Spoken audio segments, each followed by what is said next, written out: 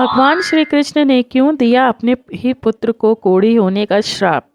Welcome to my YouTube channel Gyan Sagar में आपका बहुत बहुत स्वागत है।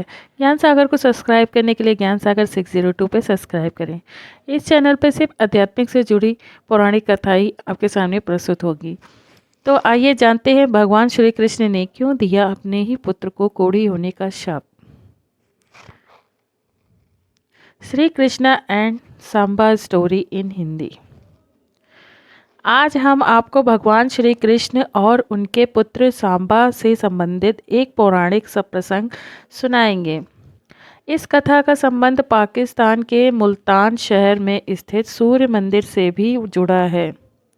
भविष्य पुराण, स्कंद पुराण और वारा पुराण में इस बात का उल्लेख है कि श्री कृष्ण ने स्वयं अपने पुत्र सांबा को कोढ़ी होने का श्राप दिया।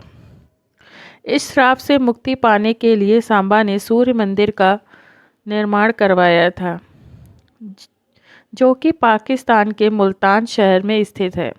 इस सूर्य मंदिर को आदित्य मंदिर के नाम से भी जाना जाता था। लेकिन श्री कृष्ण ने ऐसा क्यों किया, आइए जानते हैं इसके पीछे की कहानी। भगवान श्री कृष्ण के 8 रानियां थीं, जिनमें से एक निषाद राज जाम्बत की पुत्री जाम्बती थी।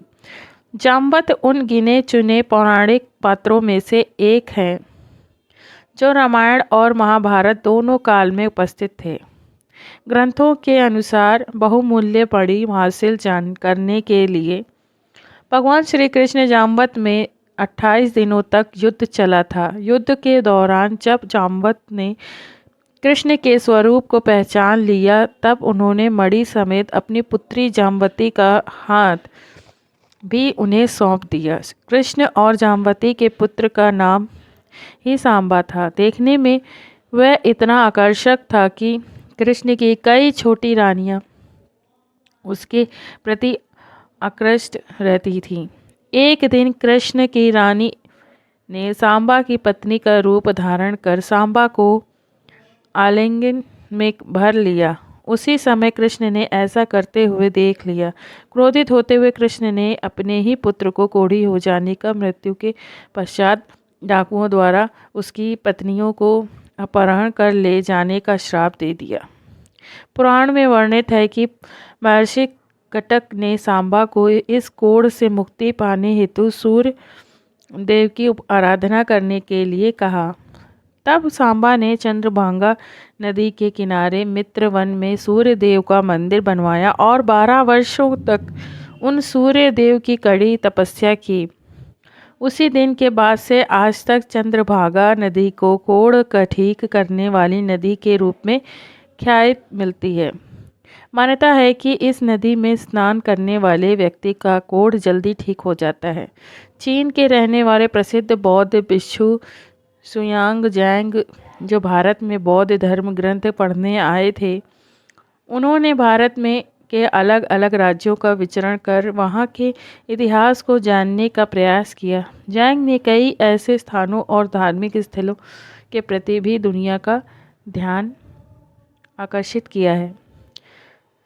641 ईस्वी में शुयांग जैंग इस स्थान पर आए थे। उनका कहना था कि मंदिर में स्थित सूर्यदेव की मूर्ति सोने की बनी हुई थी, जिनकी आँखों की जगह वह बहुमूल्य रूबी पत्थर लगाया गया था। सोने चांदी से बने मंदिर के खंभों पर बेशकीमती पत्थर जड़े हुए थे।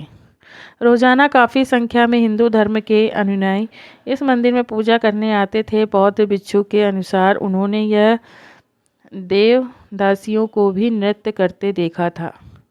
सूर्य देव के अलावा भगवान शिव और बुद्ध की मूर्ति भी इस मंदिर में विराजित थी। लेकिन इस समय के साथ साथ इस मंदिर का सुनहरा काल भी समाप्त होता चला गया।